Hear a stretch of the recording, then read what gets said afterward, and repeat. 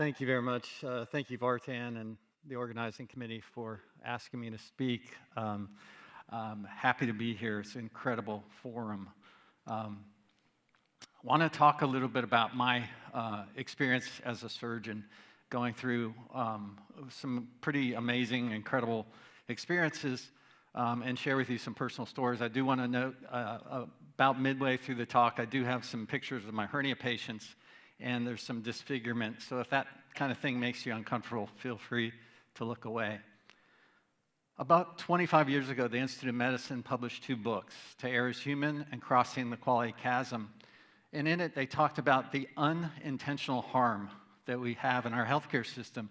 They proposed that a jumbo jet crashing and killing everyone on board every day is the unintended consequences in healthcare, and the unsustainable costs is the #1 reason for personal bankruptcy in the United States. And this is a global problem.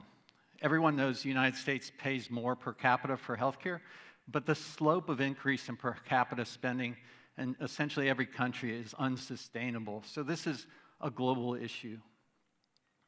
And so this kind of problem I don't think we can solve with laws or incremental improvement. It really requires a complete disruption in how we do healthcare. Now, disruptive innovation has not been considered a good thing in the history of our world. In fact, during the Renaissance, people like Henry Burton challenged the church, tried to disrupt the status quo, and he got his ears chopped off. I think we're doing better in our world, but we still have problems. This is my area of minimally invasive surgery. And the innovators like Kurt Sem, he was looked at as a negative. He tried to bring minimally invasive surgery to patients, and he was considered a terrible person. In fact, his own co-faculty members at his university recommended they get a brain scan because anybody doing laparoscopic surgery must have brain damage. And so I got caught up in the early days of laparoscopic surgery. It was incredible being able to bring smaller incisions and faster recovery to patients, but it doesn't happen easily. These are some of the instruments that didn't work so well at first. I had the privilege to lead the first international telesurgery during the Goodwill Games in 1994 between St. Petersburg, Russia, and the United States. I was then, a few months later, in Moscow doing the first advanced laparoscopic procedure. It was a complex surgery. There were 60 surgeons in the room watching me operate. This was just such a privilege. And later that night, in the GI lab, we had kind of a covered dish dinner. And this is where I really began to learn. These Russian physicians, they just wanted the same things that we did. They wanted to care for their patients better. They were appreciative and welcoming of us bringing minimally invasive surgery to them and their country. We had 3 glasses on the table. The large glass was for vodka, the medium glass was for cognac, the small glass was for wine, and there was no glass for a non-alcoholic beverage. It was an incredible experience. We actually, in this video, caught one of my attending surgeons hitting on the interpreter there. But it really taught me how important collaborating across the globe is. He looks a little guilty there. A couple years later, I was in Tbilisi, Republic of Georgia, doing the first laparoscopic surgery there. The president of the country, Eduard Shevardnadze, came and watched me operate. I sat next to him at a press conference. This, I thought, was my purpose in life, to bring minimally invasive surgery to the world. And I thought minimally invasive surgery would transform healthcare. Lower costs, smaller incisions. But it didn't. We never had the impact on better value, lower cost. But this did change my personal life. I had the privilege to go to the Dominican Republic and do some surgery there. On my first visit there, I met this young boy. He was in an orphanage for totally disabled kids, and he had some physical disabilities, but he wasn't totally disabled. And this Creighton University med student was bringing him out of the orphanage to the mission to get human interaction. And as I got to know him, I brought my oldest son to meet him, and they hit it off, and ultimately, eventually, I adopted him. He came to the U.S. on my birthday in 2011. And like a dad will do, I try to have fun with him. We went to Disney World. We rode Space Mountain. He loved it. But over the next few months, he became totally paralyzed from the neck down. And we didn't know why. It took months. We went to doctors. Some doctors said, oh, maybe this is a symptom of a cerebral palsy. I was like, I'm not a cerebral palsy expert. I'm a surgeon. But I know that's not a symptom of cerebral palsy. So eventually we went over 100 miles away. We got an MRI. The first diagnosis was that he had a malignant brainstem tumor that's inoperable and he was going to die, which was, it was incredibly tragic. A few days later, they called back and said, maybe it's not a tumor, maybe it's an undiagnosed C-spine fracture from birth and chronic inflammation. So let's put him in a halo, stabilize his neck, and see if he starts moving. So that's what we did, and he did start moving again. So I'm the father who took his son on Space Mountain with a broken neck. I will never be Father of the Year. He got a spinal fusion, and good story, he has slowly recovered and now is able to do most of all of the physical activities himself. That's him. He loves music and dancing. It's him dancing to Justin Timberlake. And he and my wife, his mom, have just published their second children's book together. So good story, but the problem was I was a world expert surgeon, and I had months of undiagnosis, misdiagnosis, and I couldn't figure it out. And I, at one point, thought my child was going to die. And so why does our healthcare system have this kind of problem where even a physician with an expertise couldn't figure it out? Well, I had to go back to the time of the Renaissance, where the foundation for healthcare based on the science of reductionism was developed. Isaac Newton, Rene Descartes, they developed these concepts. And the problem is they based on the assumption that the world and the human body are static, isolated, mechanical systems, not real human beings. And that's the foundation for reductionist science. And what the reductionism leads to fragmentation, massive fragmentation. When a patient goes through an episode of surgery, they go to all these different things, the surgeon office, the anesthesiologist, the nurse, and they always repeat the same information, then that data gets trapped in what I call data jails and never gets used for learning and improving. And so to make this problem even worse, the gold standard for evidence generation and reductionism is the prospective randomized controlled trial, where we attempt to isolate a specific variable and prove or disprove its cause and effect with an outcome. And that would work just fine if at least 3 assumptions were met. Nothing can change. We have to know and control all variables, and whatever's produced has to be generalizable to all patients and all local environments. And clearly, none of those are true. And you don't have to take my word for it. The American Statistical Association has been talking about this in white papers for over a decade. We're not using data science, analytics, statistics appropriately in healthcare, unfortunately, unintentionally leading to unintentional consequences. And to make matters worse, more recently, as we developed ideas around quality and AI, we're using reductionist methods. And we're trying to apply one-size-fits-all measurements of quality. We've been doing quality measures in healthcare for over 20 years, and quality hasn't improved. We haven't moved the needle. Worse yet, we're now using AI and generating algorithms from aggregated poor quality data, and aggregated data gives you averages, and patients aren't average. The book, The End of Average by Todd Rose, really helped me understand this. In the book, this story about the early days of the U.S. Air Force talked about how airplanes were crashing every day. On the worst day, 17 planes crashed, not in combat, just in regular exercise, and they couldn't figure out why. And finally, a young engineer figured out that when the airplanes were being designed, they took over 120 biometric measurements of the pilots: head circumference, arm length, waist circumference, leg length. And they built the perfect size cockpit for the average size pilot. Now, unfortunately, there was no average size pilot, and some of the pilots fit so poorly in the cockpit they couldn't fly the plane.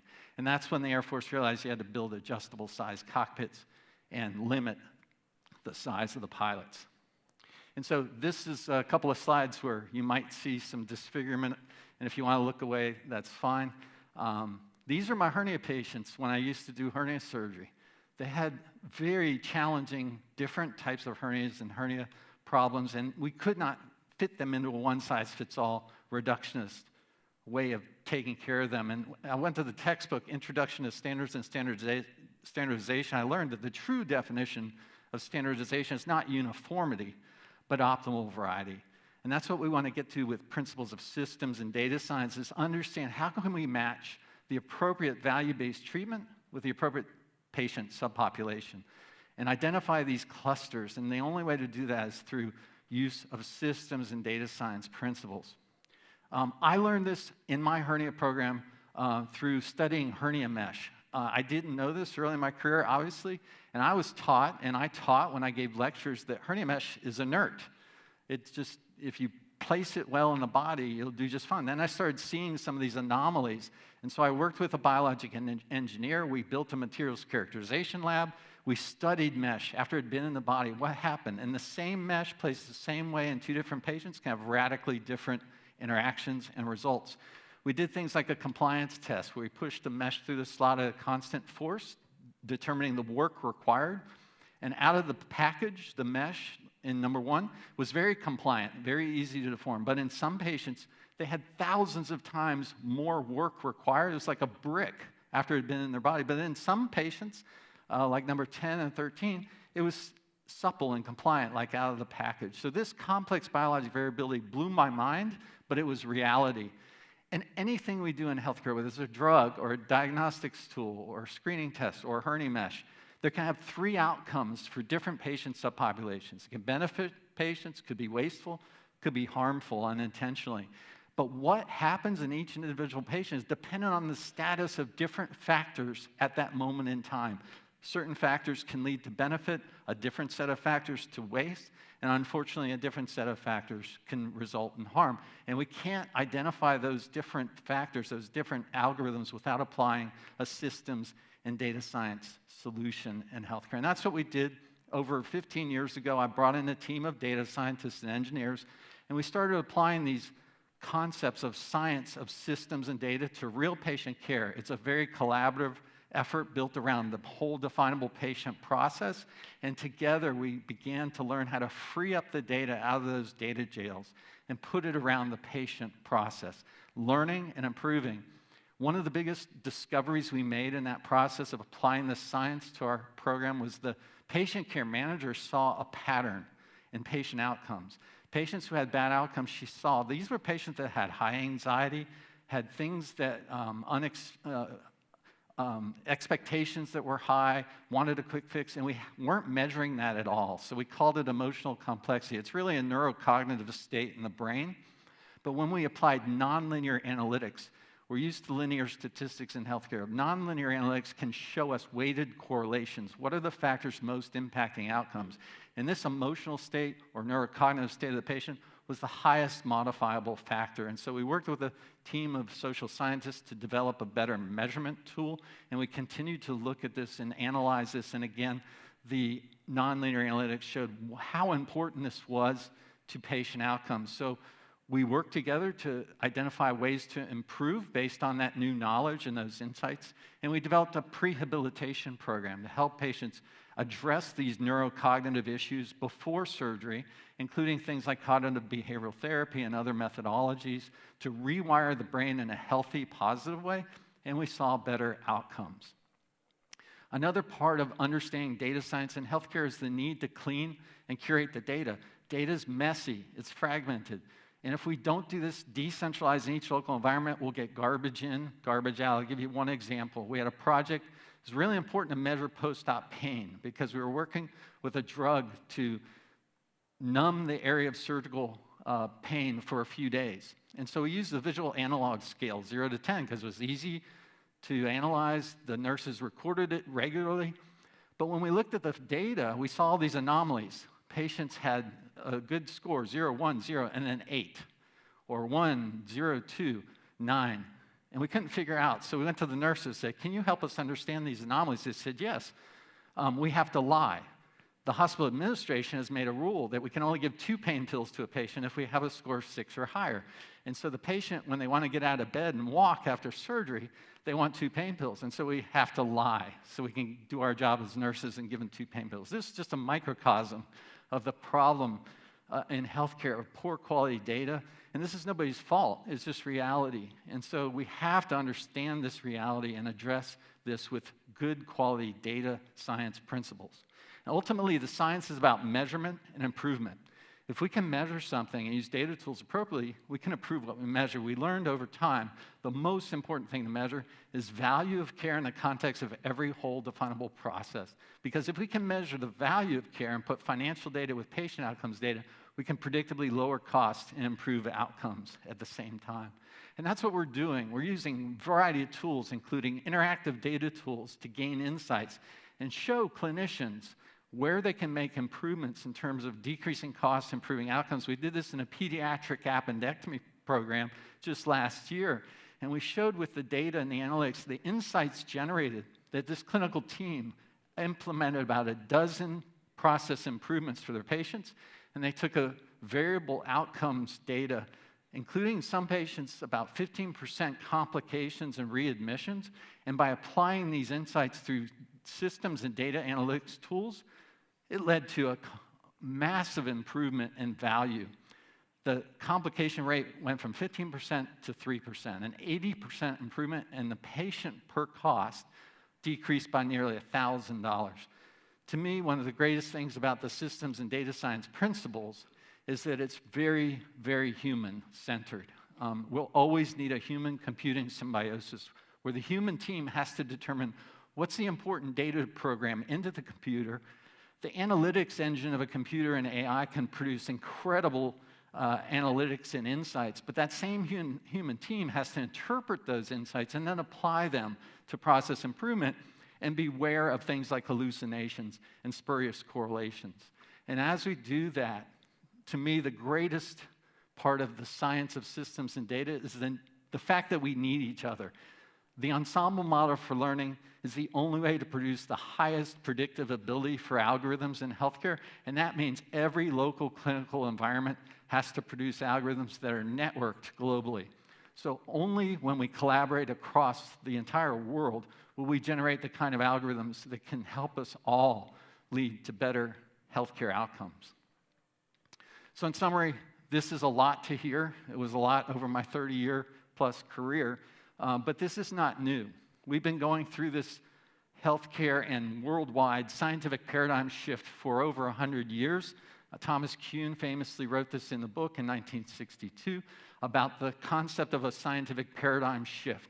And he said, we will always try to support our status quo because it makes us feel better. We want to see data and information that supports our beliefs until there's enough anomalies that make us open our eyes and realize we have to change. And I think we're at that point.